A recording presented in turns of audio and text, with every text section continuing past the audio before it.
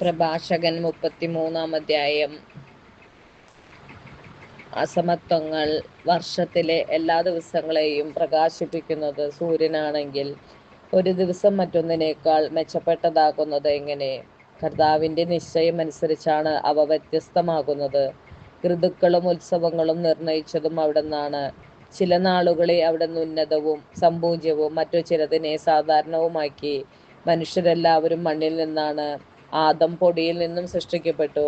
കർത്താവ് തന്റെ ജ്ഞാനത്തിന്റെ പൂർണ്ണതയിൽ അവരെ വിവേചിക്കുകയും വ്യത്യസ്ത മാർഗങ്ങളിൽ നിയോഗിക്കുകയും ചെയ്തു.